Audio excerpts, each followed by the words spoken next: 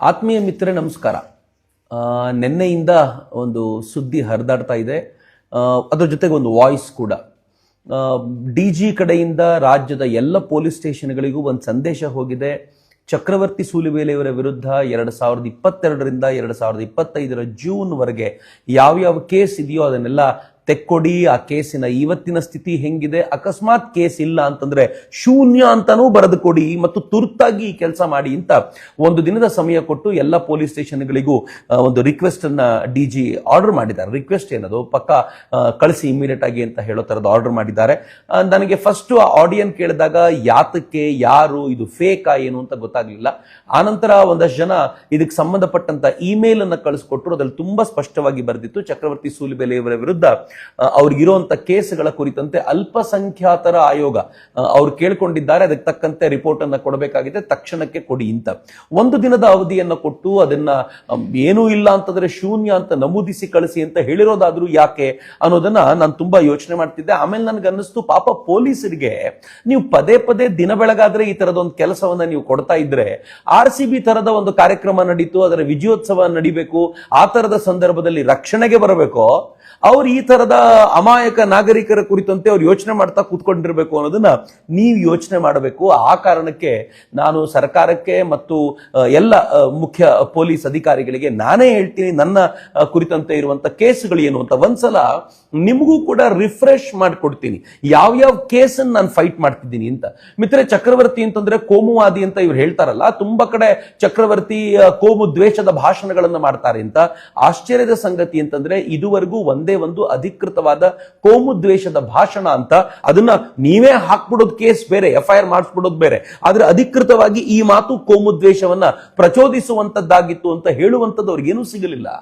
ಯಾಕೆಂದ್ರೆ ಇಡೀ ಭಾಷಣದಲ್ಲಿ ನಾನು ಇತಿಹಾಸವನ್ನ ಪ್ರಸ್ತುತಪಡಿಸ್ತೀನಿ, ಆಗಿರುವಂತ ಸಂಗತಿಗಳನ್ನ ಮುಂದಿಡ್ತೀನಿ. ಹೀಗಿರುವಾಗ ಅವರು ನನ್ನನ್ನ ಈ ದಿಕ್ಕಿನಲ್ಲಿ ಬಂಧಿಸ್ತೀನಿ ಅಂತ ಹೇಳೋದು ಅವ್ರ ಮೂರ್ಖತನ. ಫೈನ್, ನಾನು ನಿಮ್ಗೆ ಯಾವ್ಯಾವ ಕೇಸ್ ನನ್ನ ಮೇಲೆ ಆಗಿದೆ ಅಂತ ಹೇಳಿದ್ರೆ ಬಹುಶಃ ನಿಮ್ಗೂ ಅಂದಾಜಾಗ್ಬೋದು. ಮೊದಲಿಗೆ ನಾನು ಕ್ಲಿಯರ್ ಮಾಡ್ಲಿಕ್ಕೆ ಇಚ್ಛೆ ಪಡ್ತೀನಿ, ಅವ್ರು 2022ರಿಂದ ಅಂತ ಹಾಕೊಳ್ಳುವಂತ ಅಗತ್ಯ ಇಲ್ಲ. ಯಾಕೆಂದ್ರೆ ನನ್ನ ಮೇಲೆ ಕೇಸ್ಗಳು ಎಲ್ಲ ಆಗಿರೋದು ಸಿದ್ದರಾಮಯ್ಯನವರ ಸರ್ಕಾರ ಬಂದ ನಂತರವೇ. ಐ ರಿಪೀಟ್, ಸಿದ್ದರಾಮಯ್ಯನವರ ಸರ್ಕಾರ ಬಂದ ನಂತರವೇ 23ರಿಂದ 25 ನಡುವೆಯೇ ಎಲ್ಲ ಕೇಸ್ ಆಗಿರೋದು. ಒಂದೇ ಒಂದು ಕೇಸ್ ಪ್ರವೀಣ್ ನೆಟ್ಟಾರು ಹತ್ಯೆಯ ಸಂದರ್ಭದಲ್ಲಾಗಿತ್ತು, ಅದು ಭಾಷಣದ ಕಾರಣಕ್ಕಾಗಿರುವಂತದ್ದಲ್ಲ, ಕಾರ್ಯಕ್ರಮವನ್ನ ಆಯೋಜನೆ ಮಾಡಿದವರು ಪರ್ಮಿಷನ್ ತೆಗೆದುಕೊಂಡಿರಲಿಲ್ಲ ಅಂತ ನಾನು ಭಾಷಣಕಾರನಾಗಿ ಹೋಗಿದ್ದೆ. ಹೀಗಾಗಿ ನನ್ನ ಮೇಲ್ದಲ್ಲದೆ ಅವತ್ತು ಇದ್ದಂತ ಅನೇಕ MLAಗಳ ಮೇಲೂ ಕೂಡ ಆ ಕೇಸ್ ಆಯ್ತು. ಹೀಗಾಗಿ ಆ ಕೇಸನ್ನ ನಾನು ತುಂಬಾ ಸೀರಿಯಸ್ ಆಗಿ ನಿಮ್ಮ ಮುಂದೆ ಹಂಚ್ಕೊಳ್ಳಿಕ್ ಹೋಗೋದಿಲ್ಲ. ಆದ್ರೆ ಇನ್ನು 5 ಕೇಸುಗಳು ಯಾವುದು ಇವತ್ತು ನಾನು ಫೈಟ್ ಮಾಡ್ತಾ ಇದ್ದೀನಿ ಅನ್ನೋದು ನಿಮ್ ಜೊತೆ ಹಂಚ್ಕೊಳ್ತೀನಿ. ಮೊದಲ ಕೇಸು ನನ್ನ ವಿರುದ್ಧ ಸಿದ್ದರಾಮಯ್ಯನವರ ಸರ್ಕಾರ ಜಡ್ದಿದ್ ಯಾವುದು ಗೊತ್ತಾ? ಕಾರವಾರದಲ್ಲಿ ನಾವು ಬೈಕ್ ರ್ಯಾಲಿ ಹೋಗ್ತಾ ಇರಬೇಕಾದಾಗ ಒಂದಷ್ಟು ಪತ್ರಕರ್ತರು ಬಂದ್ರು. ಸರಣಿ ಹಿಂದೂ ಕಾರ್ಯಕರ್ತರ ಹತ್ಯೆ ಆಗ್ತಾ ಇದೆ, ನಿಮ್ಮ ಅಭಿಪ್ರಾಯ ಏನು ಅಂತ ಕೇಳಿದ್ರು.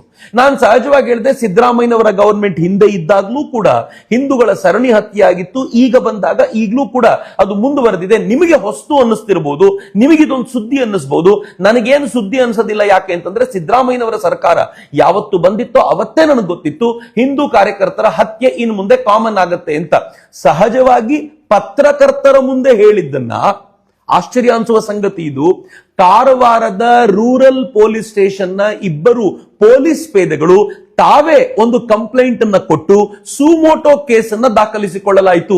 ರಾಜ್ಯದಲ್ಲಿ ಪೊಲೀಸ್ ಠಾಣೆಗಳಿಗೆ 1000 ಕೆಲಸದ ನಡುವೆ ನಾನು ಒಂದು ಪತ್ರಕರ್ತರಿಗೆ ಕೊಟ್ಟಂತ ಇಂಟರ್ವ್ಯೂನ ಆಧಾರದ ಮೇಲೆ ಅದರ ಸುಮೋಟೋ ಕೇಸ್ ತೆಗೆದುಕೊಳ್ತಾರೆ ಅಂತ ಇಮ್ಯಾಜಿನ್ ಮಾಡಿ ಸರ್ಕಾರ ಯಾವ ಪರಿ ನನ್ನ ಹಿಂದೆ ಬೀಳುವಂತ ಪ್ರಯತ್ನವನ್ನ ಮಾಡಿತ್ತು ಅಂತ. ಆ ಕೇಸ್ ಯಾವ ಹಂತದಲ್ಲಿದೆ ಅಂತ ಕೇಳಿದ್ರೆ ಅಲ್ಲಿಂದ ಮುಂದಕ್ಕೆ ಅದೇನು ಹೋಗ್ಲಿಲ್ಲ. ಸ್ಥಳೀಯ ಕೋರ್ಟ್ ನಲ್ಲಿ ಅದಕ್ಕೆ ಬೇಕಾಗಿರುವಂತ ಬೇಲ್ ಸಿಕ್ತು. ಅದರ ವಿಚಾರಣೆ ಪ್ರಾಬಬ್ಲಿ ಈಗ ಧಾರವಾಡದ ಹಂತದಲ್ಲಿದೆ ಅಂತ ನಾನು ಭಾವಿಸ್ತೀನಿ. ಆದರೆ ನನಗೆ ಬಂದಿರುವಂತ ಮಾಹಿತಿಯ ಪ್ರಕಾರ ಯಾವ 2 ಈ ಕೇಸನ್ನು ಕೊಟ್ಟಿದ್ರು ಅವರು ಮುಂದೆ ಬೇರೊಂದು ಕೇಸ್ನಲ್ಲಿ ಸಸ್ಪೆಂಡ್ ಆಗಿ ಹೋಗಿದ್ದಾರೆ. ಈಗ ಅವರು ಪ್ರಾಬಬ್ಲಿ ಆ ಸ್ಟೇಷನ್ ಅಲ್ಲಿ ಇದಾರೋ ಇಲ್ವೋ ಅಂತ ಗೊತ್ತಿಲ್ಲ. ಆನಂತರ ಸಸ್ಪೆಂಡ್ ಆಗಿದ್ದಂತೂ ನಿಜ, ನನಗೂ ಮತ್ತು ಅದಕ್ಕೂ ಸಂಬಂಧ ಇಲ್ಲ. ಆದ್ರೆ ಹೀಗೊಂದು ಆಯ್ತು ಅಂತ ನಿಮ್ ಜೊತೆ ಹಂಚ್ಕೊಳ್ತೀನಿ ಅಷ್ಟೇ. ಇದು ನನ್ನ ಮೇಲೆ ಬಿದ್ದಂತ ಮೊದಲನೇ ಕೇಸು. ಎರಡನೇ ಕೇಸು ವಿನೋಬನಗರದಲ್ಲಿ, ಶಿವಮೊಗ್ಗದ ವಿನೋಬನಗರದಲ್ಲಿ ಆಯ್ತು, 2023ರಲ್ಲೇ ಆಗಿದ್ದು. ವಿನೋಬನಗರದ ಈ ಕೇಸ್ ಏನು ಅಂತಂದ್ರೆ, ನನಗೆ ಫೇಸ್ಬುಕ್ ನಲ್ಲಿ ನಾನೇನೋ ಒಂದು ಪೋಸ್ಟ್ ಹಾಕಿದಾಗ ಮಾಡಿದಾಗ ಶಿವಮೊಗ್ಗದ ಕಾಂಗ್ರೆಸ್ ಕಾರ್ಯಕರ್ತೆಯೊಬ್ಬರು ಅದಕ್ಕೆ ತುಂಬಾ ಕೆಟ್ಟದಾಗಿ ಕಮೆಂಟ್ ಮಾಡಿದ್ರು. ನನ್ನ ಫೇಸ್ಬುಕ್ ಅನ್ನ ಹ್ಯಾಂಡಲ್ ಮಾಡುವಂತವ್ರು ಎಲ್ಲೋ ಒಂದು ಕಡೆ ಹಾಕಬೇಕಾಗಿರೋದನ್ನ ಗೊತ್ತಿಲ್ಲದೆ ನನ್ನ ಫೇಸ್ಬುಕ್ ನಿಂದ ಕಮೆಂಟ್ ಮಾಡ್ಬಿಟ್ರು, ನನ್ನ ಐಡಿ ನಿಂದ. ಅದ್ರಲ್ಲಿ ಏನ್ ಬರ್ದಿದ್ರು ಅಂತಂದ್ರೆ, ಚಕ್ರವರ್ತಿಯವ್ರು ಏನೋ ಬರ್ಕೊಂಡ್ರೆ ನಿನಗೆ ಯಾಕೆ ಉರಿ ಅಂತ ಬರ್ದಿದ್ರು. ಒಂದು ಕಮೆಂಟು, ಫೇಸ್ಬುಕ್ ನಲ್ಲಿ ಹಾಕಿದಂತ ಒಂದು ಕಮೆಂಟು, ಆ ಕಮೆಂಟ್ ಅನ್ನ ಆಧಾರವಾಗಿರಿಸಿಕೊಂಡು ಯಾರು ಹಾಕಿದ್ರು ಅವ್ರು ತಕ್ಷಣಕ್ಕೆ ಡಿಲೀಟ್ ಕೂಡ ಮಾಡಿದ್ರು ಅದನ್ನ. ಇದು ನನ್ನ ಅಕೌಂಟ್ ಇಂದ ಹೋಗೋದು ಸರಿಯಲ್ಲ ಅಂತ. ಸೊ ಹಾಗೆ ಮಾಡಿದ್ದನ್ನ ಅವರು ಅದನ್ನ ಆಧಾರವಾಗಿ ಇಟ್ಕೊಂಡು ಆ ಸ್ಕ್ರೀನ್ ಶಾಟ್ ಅನ್ನ ಡಿಲೀಟ್ ಮಾಡಿರುವಂತಹ ಪೋಸ್ಟ್ ಅನ್ನು ಆಧಾರವಾಗಿರಿಸಿಕೊಂಡು 2023ರಲ್ಲಿ ವಿನೋಬ ನಗರದ ಪೊಲೀಸ್ ಸ್ಟೇಷನ್ ನಲ್ಲಿ ನನ್ನ ಮೇಲೊಂದು ಕೇಸ್ ಅನ್ನ ಹಾಕಲಾಯಿತು. ಅದನ್ನ ನಾನು ಈಗಲೂ ಫೈಟ್ ಮಾಡ್ತಾ ಇದ್ದೀನಿ. ಏನಕ್ಕೆ ಹಾಕಿದ್ದು? ನಿನಗೆ ಯಾಕೆ ಉರಿ ಅಂತ ಕೇಳಿರುವಂತ ಒಂದು ಪ್ರಶ್ನೆಗೆ, ಅದು ಕೂಡ ಒಂದು ಫೇಸ್ಬುಕ್ ಕಮೆಂಟ್ಗೆ. ಮಿತ್ರ, ನನ್ನ ಮೇಲೆ ಇವರು ಹಾಕುವಂತ ಫೇಸ್ಬುಕ್ ಕಮೆಂಟ್ಗೆ ನಾನೇನಾದ್ರೂ ದಿನಕ್ಕೊಬ್ಬರ ಮೇಲೆ ಕೇಸ್ ಮಾಡ್ತೀನಿ ಅಂತಂದ್ರೆ ಕರ್ನಾಟಕದಲ್ಲಿ ಒಂದೆರಡು ಪೊಲೀಸ್ ಸ್ಟೇಷನ್ ನನಗೋಸ್ಕರ ತೆಗಿಬೇಕು. ಎವ್ರಿ ಡೇ ಅವರೊಂದು ಕೇಸ್ ಅನ್ನ ನೋಟ್ ಮಾಡ್ಕೊಳ್ಬೇಕಾಗಿರುವಷ್ಟರ ಮಟ್ಟಿಗೆ ಕಾಂಗ್ರೆಸ್ನವರು ನನ್ನ ವಿರುದ್ಧ ಆರೋಪಗಳನ್ನ ಅಥವಾ ಬೇಕಂತ ಅವಹೇಳನಕಾರಿ ಮಾತುಗಳನ್ನ ಮಾತನಾಡ್ತಿರ್ತಾರೆ. ಆದ್ರೆ ನಿನಗೆ ಯಾಕೆ ಉರಿ ಅನ್ನುವಂತ ಒಂದೇ ಒಂದು ಮಾತಿಗೆ ಒಂದು ಕೇಸನ್ನ ಸಿದ್ದರಾಮಯ್ಯನವರ ಸರ್ಕಾರ ನನ್ನ ಮೇಲೆ ಹಾಕ್ತು. ಅದು ವಿನೋಬ ನಗರದ ಸ್ಟೇಷನ್ ಅಲ್ಲಿ ಇದೆ. ಆನಂತರ 2024ರಲ್ಲಿ ನಾನು ನರೇಂದ್ರ ಮೋದಿ ಅವರ ಪ್ರಚಾರಕ್ಕಾಗಿ, ನರೇಂದ್ರ ಮೋದಿ ಅವರನ್ನ ಮತ್ತೊಮ್ಮೆ ಪ್ರಧಾನಿ ಮಾಡಬೇಕು ಅಂತ ಪ್ರಚಾರಕ್ಕೆ ಅಂತ ತಿರುಗಾಡುವಾಗ ರಾಯಚೂರಿನ ಸಿರಿವಾರದಲ್ಲಿ ಒಂದು ಕಾರ್ಯಕ್ರಮ ಆಯಿತು. ಆ ಕಾರ್ಯಕ್ರಮದಲ್ಲಿ ನನ್ನ ಬ್ಯಾಕ್ ಗ್ರೌಂಡ್ LED ಹಾಕೊಂಡು, ಯಾಕೆಂದ್ರೆ ಕಾಂಗ್ರೆಸ್ನವರು ಚಕ್ರವರ್ತಿ ಎಲ್ಲ ಸುಳ್ಳು ಹೇಳ್ತಾರೆ ಅಂತಿದ್ರಲ್ಲ, ನಾನು ಅದನ್ನೇ ಲಾಭ ಮಾಡಿಕೊಂಡು ಈ ಬಾರಿ ಎಲ್ಲ ವಿತ್ ಎವಿಡೆನ್ಸ್ ಜನರ ಮುಂದಿಡ್ಲಿಕ್ಕೆ ಪ್ರಯತ್ನ ಪಡ್ತಿದ್ದೆ. ಆಗ ಈ ಕಲಬುರಗಿಯ ಒಂದು ಹಾಸ್ಪಿಟಲ್ ಇದೆಯಲ್ಲ, ESI ಹಾಸ್ಪಿಟಲ್, ಆ ಹಾಸ್ಪಿಟಲ್ ನ ಟಾಪ್ ವ್ಯೂ ನ ಜನರಿಗೆ ಚಿತ್ರದ ಮೂಲಕ ತೋರಿಸಿದೆ. ಆ ಟಾಪ್ ವ್ಯೂ ನೀವು ನೋಡಿದ್ರೆ ಖರ್ಗೆ ಅಂತ ಕಾಣುತ್ತೆ. ಅದು ಖರ್ಗೆ ಅವರು ಮಿನಿಸ್ಟರ್ ಆಗಿದ್ದಾಗ, ಕೇಂದ್ರದಲ್ಲಿ ಮಂತ್ರಿ ಆಗಿದ್ದಾಗ ಅವ್ರು ಕಟ್ಟಿಸಿದ ಹಾಸ್ಪಿಟಲ್. ಅಂದ್ರೆ ಅವ್ರು ಕಟ್ಟಿಸಿದ್ದಲ್ಲ, ಸರ್ಕಾರದ ಬೊಕ್ಕಸದ ದುಡ್ಡಿನಲ್ಲಿ ನಮ್ಮ ತೆರಿಗೆಯ ಹಣದಲ್ಲಿ ಕಟ್ಟಿಸಿದ್ದು. ಆದ್ರೆ ಮೇಲಿಂದ ನೋಡಿದ್ರೆ ಅವ್ರ ಹೆಸರು ಕಾಣುವಂತೆ ಕಟ್ಟಿಸ್ಕೊಂಡಿದ್ರು. ನಾನು ಅದನ್ನ ಹೇಳ್ತಾ, ಎಂತೆಂತ ಅಯೋಗ್ಯರು ಇರ್ತಾರೆ, ತಮ್ಮ ಹೆಸರನ್ನ ಜನರ ದುಡ್ಡಿನಲ್ಲಿ ಹಿಂಗ್ ಉಳಿಸ್ಬೇಕು ಅಂತ ಪ್ರಯತ್ನ ಪಡ್ತಾರೆ ಅಂತ ನಾನು ಹೇಳಿದ್ದನ್ನ, ಅಯೋಗ್ಯ ಅಂತ ಬಳಸಿದ ಪದವನ್ನ ಅನ್ಫಿಟ್, ಈಸ್ ಅನ್ಸೂಟೆಡ್ ಅಂತ ಹೇಳಿದ್ದನ್ನ, ಅಯೋಗ್ಯ ಅಂತ ಹೇಳಿದ್ದನ್ನ ಜಾತಿ ನಿಂದನೆ ಅಂತ ಕರೆದ್ರು. ಮಿತ್ರೇ, ಇವತ್ತು ದಲಿತರಿಗೆ ಇರುವಂತ ಒಂದು ಅಧಿಕಾರ ಯಾವುದು ಅಂತಂದ್ರೆ, ಯಾರಾದ್ರೂ ಜಾತಿ ನಿಂದನೆ ಮಾಡಿದ್ರೆ ಅದನ್ನ ನಾವು ಕೋರ್ಟಿನ ಮೆಟ್ಟಿಲವರೆಗೂ ಅವ್ರು ತಗೊಂಡು ಹೋಗೋದ್ರಿಂದ ಅವ್ರಿಗೊಂದು ಶಕ್ತಿ ಅದು. ಆದ್ರೆ ಪ್ರಭಾವಿ ಮಂತ್ರಿ ಆಗಿರುವಂತವ್ರೊಬ್ರು ತಾವೇ ಅಧಿಕೃತವಾಗಿ ಒಂದು ಜಾತಿ ನಿಂದನೆ, ಅಯೋಗ್ಯ ಅನ್ನೋ ಪದಕ್ಕೆ, ಮಿತ್ರ, ಅಯೋಗ್ಯ ಅನ್ನೋದೊಂದು ಜಾತಿ ಅಲ್ಲ. ಬ್ರಾಹ್ಮಣನೂ ಅಯೋಗ್ಯನಾಗಬಹುದು, ಕ್ಷತ್ರಿಯನೂ ಅಯೋಗ್ಯನಾಗ್ಬೋದು, ವೈಶ್ಯನೂ ಅಯೋಗ್ಯನಾಗ್ಬೋದು, ಶೂದ್ರನೂ ಅಯೋಗ್ಯನಾಗ್ಬೋದು, ಡಾಕ್ಟರೂ ಅಯೋಗ್ಯನಾಗ್ಬೋದು, ಮಂತ್ರಿಯೂ ಅಯೋಗ್ಯನಾಗ್ಬೋದು, ಮುಖ್ಯಮಂತ್ರಿಯೂ ಅಯೋಗ್ಯನಾಗ್ಬೋದು, ಪತ್ರಕರ್ತನೂ ಅಯೋಗ್ಯ, ಯಾರು ಬೇಕಿದ್ರು ಅಯೋಗ್ಯನಾಗ್ಬೋದು. ಅವ್ರ ಅನ್ಫಿಟ್ ಅಂತ ಅರ್ಥ. ಅನ್ಫಿಟ್ ಅಂತ ಹೇಳಿದ್ದನ್ನ ಇವರದನ್ನ ಅಟ್ರಾಸಿಟಿ ಕೇಸ್ ಅಡಿಯಲ್ಲಿ ಹಾಕಿ ನಾನು ಹೈಕೋರ್ಟ್ ಅಲ್ಲಿ ಫೈಟ್ ಮಾಡಬೇಕಾಗಿ ಬಂತು. ಇವತ್ತು ಆ ಕೇಸ್ ಸುಪ್ರೀಂ ಕೋರ್ಟ್ ನಲ್ಲಿದೆ. ಈ ಯಾರು ಈ ಕೇಸನ್ನ ಹಾಕಿದ್ರೋ ಅವ್ರ ತಾರೀಖ್ ಮೇಲೆ ತಾರೀಖ್ ತೆಗೆದುಕೊಳ್ತಾ ಇದ್ದಾರೆ ಹೊರತು ಇದಕ್ಕೊಂದು ಲಾಜಿಕಲ್ ಎಂಡಿಗೆ ತೆಗೆದುಕೊಂಡು ಹೋಗ್ಬೇಕು ಅನ್ನೋ ಪ್ರಯತ್ನ ಮಾಡ್ತಿಲ್ಲ. ಯಾಕೆ ಅಂತಂದ್ರೆ ಆ ಲಾಯರ್ಗಳಿಗೂ ಗೊತ್ತಿದೆ, ಪಬ್ಲಿಕ್ ಪ್ರಾಸಿಕ್ಯೂಟರ್ಗೂ ಗೊತ್ತಿದೆ, ಈ ಕೇಸ್ ನಲ್ಲಿ ಏನೂ ಇಲ್ಲ, ನಾವು ಅನವಶ್ಯಕವಾಗಿ ಬೈಕೊಳ್ಬೇಕು ಅಂತ. ನಾನೊಂದ್ಸಲ ನನ್ನ ಮಿತ್ರ ಅಡ್ವೊಕೇಟ್ ಕೇಳಿದೆ, ಯಾಕೆ ಮುಂದೆ ದೂಡ್ತಾ ಇದ್ದಾರೆ ಅಂತಂದ್ರೆ, ಯಾವತ್ ಒಂದು ದಿನ ಸುಪ್ರೀಂ ಕೋರ್ಟ್ ಇದನ್ನ ಕ್ಯಾನ್ಸಲ್ ಮಾಡಿ ಇದು ಅಟ್ರಾಸಿಟಿ ಅಂಡರ್ ಬರದಿಲ್ಲ ಅಂತ ಹೇಳುತ್ತೋ, ಅವತ್ ನೀವು ಇಲ್ಲೊಂದು ಅಬ್ಬರ ಮಾಡ್ತಿರಲ್ಲ, ಅದನ್ನ ಸಹಿಸ್ಕೊಳ್ಳೋದು ಹೇಗೆ ಅನ್ನೋ ಟೆನ್ಷನ್ಗೆ ತಾರೀಖಾದ್ರೂ ಕೊಟ್ಟುಬಿಡಿ ಅಂತ ಹಾಗೆ ಮುಂದಕ್ಕೆ ತಳ್ತಿದ್ದಾರೆ ಅಂತ. ಈ ಕೇಸ್ ಅಟ್ರಾಸಿಟಿ ನನ್ನ ಮೇಲೆ ಬಾಕಿ ಇದೆ, ಅಯೋಗ್ಯ ಅಂದ ಕಾರಣಕ್ಕೋಸ್ಕರ ನೀವೇ ಊಹಿಸ್ಕೊಳ್ಳಿ ಇವ್ರು ಯಾವ ದಿಕ್ಕಿಗೆ ಹೋಗ್ಬಹುದು ಅಂತ. ಇದಾದ ನಂತರ ಶಿವಮೊಗ್ಗದಲ್ಲಿ ಮತ್ತೊಂದು ಕೇಸ್ ನನ್ನ ಮೇಲೆ ದಾಖಲಿಸಲಾಯಿತು. ಈ ಕೇಸ್ ಯಾಕೆ ಅಂತಂದ್ರೆ, SSLC ಎಕ್ಸಾಮ್ ನಡೀತಲ್ಲ ಈ ಸರ್ಕಾರ ಬಂದ ಹೊಸದಲ್ಲಿ, SSLC ಎಕ್ಸಾಮ್ ಹೇಗೆ ನಡೆದಿತ್ತು ಗೊತ್ತಾ? ಸೋಮವಾರ ಬೆಳಿಗ್ಗೆ ಎಕ್ಸಾಮ್, ಮಂಗಳವಾರ ಬೆಳಿಗ್ಗೆ ಎಕ್ಸಾಮ್, ಬುಧವಾರ ಬೆಳಿಗ್ಗೆ ಎಕ್ಸಾಮ್, ಗುರುವಾರ ಬೆಳಿಗ್ಗೆ ಎಕ್ಸಾಮ್, ಶನಿವಾರ ಬೆಳಿಗ್ಗೆ ಎಕ್ಸಾಮ್, ಶುಕ್ರವಾರ ಮಾತ್ರ ಮಧ್ಯಾಹ್ನ ಎಕ್ಸಾಮ್. ಯಾಕೆ? ಅವತ್ತೇನು ನಾನು ಸುಮ್ಮನೆ ಪ್ರಶ್ನೆ ಮಾಡಿದೆ, ನಮಾಜಿಗೆ ಹೋಗ್ಲಿಕ್ಕೆ ಅನುಕೂಲ ಆಗಲಿ ಅಂತ ಅವತ್ತು ಮಧ್ಯಾಹ್ನದ ನಂತರ ಮಾಡಿದ್ರ ಹೇಗೆ ಅಂತ ಒಂದು ಪ್ರಶ್ನೆ ಮಾಡಿದೆ. ಯಾರನ್ನು ಟ್ಯಾಗ್ ಮಾಡಿದ್ದೆ ಅಂದ್ರೆ ಎಜುಕೇಶನ್ ಮಿನಿಸ್ಟರ್ ಟ್ಯಾಗ್ ಮಾಡಿದ್ದೆ. ಅಷ್ಟಕ್ಕೆ ಕೋಪಿಸ್ಕೊಂಡವರು ಇದರಿಂದಾಗಿ ಕೋಮು ಉದ್ವೇಷ ಹೊತ್ತತ್ತೆ ಅಂತ ಬರದ್ರಪ್ಪ. ಅದ್ರ ಮೇಲೆ ಒಂದು ಕೇಸ್ ಹಾಕಿದ್ರು. ಹೆಂಗ್ರಿ? ಟ್ವಿಟರ್ ನಲ್ಲಿ ಅಧಿಕಾರವಾಣಿಯಿಂದ ನಮ್ಮ ಮಂತ್ರಿಗೆ ಪ್ರಶ್ನಿಸೋದು ನಮ್ಮ ಹಕ್ಕು. ಇದು ಯಾಕೆ ಸರ್ ಹೀಗೆ ಮಾಡಿದ್ರಿ? ರೀಸನ್ ಇದಿರಬಹುದಾ? ಇಲ್ಲ ಇದು ರೀಸನ್ ಅಲ್ಲ ಅಂತ ನೀವು ರೀಸನ್ ಕೋಟ್ ಮಾಡಿದ್ರೆ ಮುಗಿತಿತ್ತು. ಆದ್ರೆ ಅದಕ್ಕೊಂದು ಕೇಸ್ ಜಡಿದು ಶಿವಮೊಗ್ಗದ ಜಯನಗರದಲ್ಲಿ ಕೇಸ್ ಹಾಕ್ಲಾಯ್ತು. ನನಗೆ ಅವತ್ತಿನ ಕಾರ್ಯಕ್ರಮ ಸ್ವತಃ ಈ ಮಂತ್ರಿಗಳ ಊರ್ನಲ್ಲೇ ಕಾರ್ಯಕ್ರಮ ಇತ್ತು, ಮಧು ಬಂಗಾರಪ್ಪನವರ ಊರ್ನಲ್ಲಿ. ಅವತ್ತು ಯಾವ ಪರಿ ಪ್ರೆಷರ್ ಮಾಡಿದ್ರು ಅಂತಂದ್ರೆ ಆ ಕಾರ್ಯಕ್ರಮಕ್ಕೆ ಹೋಗಬಾರ್ದು, ಡೈರೆಕ್ಟ್ ಪೊಲೀಸ್ ಸ್ಟೇಷನ್ಗೆ ಬರಬೇಕು ಅಂತ. ಬಟ್ ನಾನು ಕಾರ್ಯಕ್ರಮ ಮುಗಿಸ್ಕೊಂಡು ರಾತ್ರಿ ಸ್ಟೇಷನ್ಗೆ ಹೋಗಿ ಇದಕ್ಕೆ ಸಂಬಂಧಪಟ್ಟ ವಿಚಾರಣೆಗೆ ಅಟೆಂಡ್ ಮಾಡಿದೆ. ಇವತ್ತಿಗೂ ಆ ಕೇಸ್ ಹಾಗೆ ಪೆಂಡಿಂಗ್ ಇದೆ. ಇದು ಕೂಡ ಸೈಬರ್ ಕ್ರೈಮ್ ನ ನಾನು ಒಂದು ಟ್ವಿಟರ್ ನಲ್ಲಿ ಕೇಳಿರುವಂತ ಪ್ರಶ್ನೆಗೆ ಉತ್ತರಿಸಲಿಕ್ಕಾಗದೆ ಕಾಂಗ್ರೆಸ್ಸಿನ ಸರ್ಕಾರ ನನ್ನ ಮೇಲೆ ಹಾಕಿರುವಂತ ಕೇಸು ನಾನು ನೆನಪಿಸ್ಕೊಡ್ತಾ ಇದ್ದೀನಿ. ಇದರ ನಂತರ ಏನಾಯ್ತು ಅಂತಂದ್ರೆ ಒಟ್ಟು 4 ಕೇಸ್ ಇಲ್ಲಿಗಾಯ್ತು. ಇನ್ನು 5ನೇ ಕೇಸ್ ನನ್ನ ಮೇಲೆ ಯಾವುದು ಅಂತಂದ್ರೆ ಇತ್ತೀಚೆಗೆ ನಿಮ್ಗೆಲ್ರಿಗೂ ತುಂಬಾ ಚೆನ್ನಾಗಿ ನೆನಪಿರ್ಬೇಕು, ಲವ್ ಜಿಹಾದ್ ಅನ್ನುವಂತ ವಿಚಾರ ಬಂದಾಗ ಮುಸ್ಲಿಂ ಹುಡುಗರು ಟಾರ್ಗೆಟ್ ಮಾಡಿ ಹಿಂದೂ ಹೆಣ್ಮಕ್ಕಳನ್ನ ಪ್ರೀತಿಸುವಂತ ನಾಟಕ ಮಾಡಿ ಅವರನ್ನ ಅಪಹರಿಸಿಕೊಂಡು ಹೋಗ್ತಾರೆ ಅನ್ನೋದನ್ನ ಲವ್ ಜಿಹಾದ್ ಅಂತ ನಾವು ಕರೆಯುವಾಗ ಇದೇ ಲೆಫ್ಟಿಸ್ಟ್ ಎಡಪಂಥೀಯ ಚಿಂತಕರು ಏನ್ ಹೇಳ್ತಿದ್ರು ಗೊತ್ತಾ, ಇದು ಲವ್ ಜಿಹಾದ್ ಅಲ್ಲ, ಇದು ಪ್ರೇಮ, ಪ್ರೀತಿಯನ್ನ ನೀವು ಜಿಹಾದ್ಗೆ ಸಮದೂಗಿಸ್ತಾ ಇದ್ದೀರಿ, ಪ್ರೀತಿಯನ್ನ ಅವಮಾನಿಸ್ತಾ ಇದ್ದೀರಿ ಅಂತ. ನಾನು ಭಾಷಣದಲ್ಲಿ ನಿಂತ್ಕೊಂಡು ಹೇಳಿದೆ, ಒಬ್ಬ ಮುಸ್ಲಿಂ ಹುಡುಗ ಹಿಂದೂ ಹುಡುಗಿಯನ್ನ ಪ್ರೀತಿಸೋದು ಅದು ಪ್ರೀತಿ, ಲವ್ ಜಿಹಾದ್ ಅಲ್ಲ ಅನ್ನೋದು ನಾನು ಒಪ್ಕೊಳ್ಳೋದು ನಿಜ. ಆದ್ರೆ ಒಪ್ಕೊಳ್ಬೇಕಾಗಿರೋದಾದ್ರೆ ಒಬ್ಬ ಹಿಂದೂ ಹುಡುಗ ಬೇರೆ ಹುಡುಗಿನ ಮದುವೆ ಆದ್ರೂ ತಪ್ಪೇನಿದೆ, ಹಿಂದೂ ಹುಡುಗರು ಮದುವೆ ಆಗ್ರಪ್ಪ ಅಂತ ಹೇಳಿದ್ದನ್ನ ನಾನು ಸ್ಪ್ರೆಡ್ ಆಫ್ ಲವ್ ಮಾಡಿದ್ದು. It was speech of love. ಆದ್ರೆ ಅದನ್ನ ಸ್ಪೀಚ್ ಆಫ್ ಹೇಟ್ ಅಂತ ಅವ್ರು ಕರೆದು ಉಳ್ಳಾಲದಲ್ಲಿ ಕೇಸ್ ಕೊಡ್ಲಿಕ್ಕೆ ಅಂತ ಹೋದ್ರು. ಅದನ್ನ ಅಲ್ಲಿನ ಪೊಲೀಸ್ ಸ್ಟೇಷನ್ ಅಲ್ಲಿ ತೆಗೆದುಕೊಳ್ಳಿಲ್ಲ. ಇದರಲ್ಲಿ ಏನು ಅಂತ ತಗೊಳ್ಳೋದು, ಅವ್ರು ಏನ್ ಹೇಳಿದ್ದಾರೆ ಅಂತ ತಗೊಳ್ಳೋದು, ಅದರಲ್ಲಿ ಯಾವ ಕಮ್ಯುನಿಟಿಯ ಉಲ್ಲೇಖ ಮಾಡಲಿಲ್ಲ, ಯಾವ ಹೆಸರುಗಳನ್ನು ಹೇಳಲಿಲ್ಲ, ಹೆಂಗೇನ್ ತಗೊಳ್ಳೋದು ಅಂತ ಕೇಳಿ ತುಂಬಾ ದೊಡ್ಡ ಗಲಾಟೆಯನ್ನ ಅಲ್ಪಸಂಖ್ಯಾತರು ಮಾಡಿದಾಗ ಏನ್ ಮಾಡಿದ್ರು ಗೊತ್ತಾ, ಸ್ವತಃ ಸ್ಪೀಕರ್ ಮುಂದೆ ನಿಂತುಕೊಂಡು ಸ್ಟೇಷನ್ನಿಗೆ ಮಾತನಾಡಿ, if I am not wrong ಸ್ಟೇಷನ್ನಿಗೂ ಹೋಗಿದ್ದಿರಬಹುದು, ಗೊತ್ತಿಲ್ಲ ನನಗೆ, ಈ ಕೇಸನ್ನು ತೆಗೆದುಕೋಬೇಕು ಅಂತ ಹೇಳಿ FIR ಮಾಡಿಸಿದ್ರು. ಉಳ್ಳಾಲದ FIR ಕೊನೆಗೆ ಹೈಕೋರ್ಟ್ ನಲ್ಲಿ ಸ್ಟೇ ಆಯಿತು. ಮುಗಿಸ್ಕೊಂಡ್ರು ಕೂಡ ಅವರು ಒಂದು ಹಂತದಲ್ಲಿ ಯಾಕೆ ಇಂಥದಕ್ಕೆಲ್ಲ ನೀವು ತಗೊಂಡ್ ಬರ್ತೀರಾ ಇಲ್ಲಿವರೆಗೂ ಅಂತ ಕೇಳುವ ಮಟ್ಟಿಗೆ ಆಯ್ತು. ಈ 5 ಕೇಸುಗಳು ನನ್ನ ಮೇಲಿವೆ. ನಾನು ಯಾಕೆ ಇದನ್ನು ಹೇಳ್ತಾ ಇದ್ದೀನಿ ಅಂತಂದ್ರೆ ಈ ಕೇಸುಗಳನ್ನ ಪ್ರಾಬಬಲಿ ಸರ್ಕಾರ ನನ್ನನ್ನೇ ಕೇಳಿದಿದ್ರೆ, ನನಗೆ ಒಂದು ಲೆಟರ್ ಹಾಕ್ಬಿಟ್ಟಿದ್ರೆ ನಾನೇ ಕೊಟ್ಬಿಡ್ತಿದ್ದೆ. ಇದು ಈಗಂತೂ ಅಧಿಕೃತವಾಗಿ ಕೊಡ್ತಿದ್ದೀನಿ. ಈಗ ಅವ್ರು ಮಾಡಬಹುದಾಗಿರುವಂತದ್ದು 3 ಕೆಲಸ. ಒಂದು, ನನ್ನ ಮೇಲೆ ಇದುವರೆಗೂ ಕೋಮುದ್ವೇಷದ ಭಾಷಣದ ಉಲ್ಲೇಖ ಯಾವುದು ಇಲ್ಲದೆ ಇರೋದ್ರಿಂದ ಈಗ ಅವ್ರು ಹುಡುಕಾಡ್ಲಿಕ್ಕೆ ಶುರು ಮಾಡಬಹುದು. ನಾನು ಎಲ್ಲಿಗೆ ಹೋದ್ರು ಕೋಮುದ್ವೇಷದ ಭಾಷಣ ಮಾಡಿದ್ದಾರೆ ಅಂತ ಹೇಳುವಂತ ಪ್ರಯತ್ನ ಮಾಡಬಹುದು. ಒಂದು 4-6 ಕೇಸುಗಳನ್ನ ಜಡಿಬಹುದು. ಆದ್ರೆ ನಂಗೆ ಚೆನ್ನಾಗಿ ಗೊತ್ತಿದೆ ನೀವು ಟಾರ್ಗೆಟ್ ಮಾಡ್ಲಿಕ್ಕೆ ಈ ಕೆಲಸ ಮಾಡ್ತೀರಾ ಅಂತ. ಅದು ನಂಗೆ ಚೆನ್ನಾಗಿ ಗೊತ್ತಿರೋದ್ರಿಂದ ಅದು ಏನಾಗುತ್ತೋ ಅದನ್ನ ನಾವು ಫೈಟ್ ಮಾಡ್ತೀವಿ.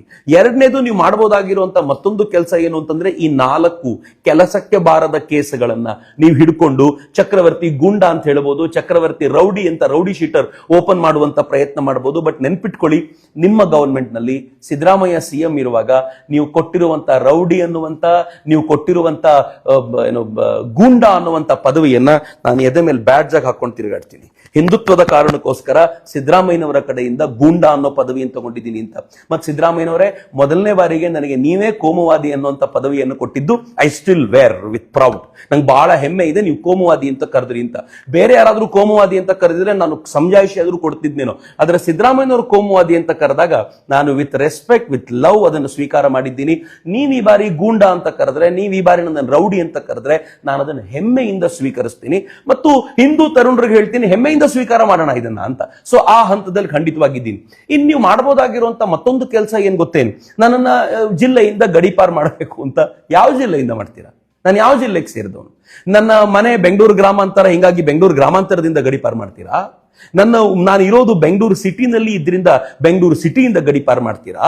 ಅಥವಾ ಇಡೀ ರಾಜ್ಯದ ಎಲ್ಲ ಜಿಲ್ಲೆಗಳಲ್ಲೂ ನನ್ನನ್ನು ಪ್ರೀತಿಸುವಂತ ಹಿರಿಯರಿದ್ದಾರೆ, ತರುಣರಿದ್ದಾರೆ, ನನ್ನನ್ನು ಪ್ರೀತಿಸುವಂತ ಅನೇಕ ಜೊತೆಗಾರರಿದ್ದಾರೆ, ನನ್ನ ಸಂಘಟನೆಯ ಮಿತ್ರರಿದ್ದಾರೆ. ಯಾವ ಜಿಲ್ಲೆಯಿಂದ ಗಡೀಪಾರ್ ಮಾಡ್ತೀರಾ? ಕರ್ನಾಟಕದಿಂದ ಗಡೀಪಾರ್ ಮಾಡ್ತೀರಾ? ದೇಶದ ಮೂಲೆ ಮೂಲೆಯಲ್ಲೂ ಪ್ರೀತಿಸುವಂತ, ನನ್ನನ್ನು ಪ್ರೀತಿಸಬೇಕು ಅಂತಿಲ್ಲ, ನಾನೇ ಅಂತಲ್ಲ, ಹಿಂದುತ್ವದ ಆರಾಧನೆ ಮಾಡುವಂತ ಕೋಟ್ಯಂತರ ಜನ ಇರುವಾಗ ಎಲ್ಲಿಗೆ ಅಂತ್ರಿ ಕಳಿಸ್ತೀರಾ? ಇನ್ನೊಂದು ನೀವು ಮಾಡಬಹುದಾಗಿರುವಂತದ್ದು ಸಂಗತಿ, ಇಂತಿಂತ ಜಿಲ್ಲೆಗೆ ಬರಬೇಡ ಅಂತ ನೀವು ಹೇಳ್ಬೋದಾಗಿರುವಂಥದ್ದು. ನಿಮಗೂ ಗೊತ್ತಿದೆ, ನೀವು ಹಾಗೇನಾದ್ರೂ ಮಾಡಿದ್ರೆ ನಾನು ಕೋರ್ಟಿಗೆ ಹೋದ ಮರುದಿನ ಕೋರ್ಟ್ ಅದನ್ನು ಕಿತ್ತು ಬಿಸಾಕತ್ತೆ. ಯಾಕೆಂದ್ರೆ ಚಿತ್ತಾಪುರದಲ್ಲಿ ಹಿಂಗೆ ಪ್ರೋಗ್ರಾಮ್ ಮಾಡಬೇಡದು, ಎಂಟ್ರಿ ಮಾಡಬಾರ್ದು ಅಂತ ನೀವೇನು ರಾತ್ರೋರಾತ್ರಿ ನನಗೆ ಏನು ಮೌಖಿಕವಾಗಿ ಸಂದೇಶವನ್ನು ಕೊಟ್ಟು ಆಮೇಲೆ ಅನಿವಾರ್ಯಕ್ಕೆ ನನ್ನ ಕೈಯಲ್ಲಿ ಒಂದು ನೋಟಿಸ್ ಕೊಟ್ಟಿದ್ರಲ್ಲ, ಆ ನೋಟಿಸ್ ಕೋರ್ಟಿಗೆ ತೆಗೆದುಕೊಂಡು ಹೋಗಿ ಅದೇ ಕಾರ್ಯಕ್ರಮವನ್ನ ಮೊದಲಿಗಿಂತ ಹೆಚ್ಚು ವೈಭವದಿಂದ ಮಾಡಿದವರು ನಾವು.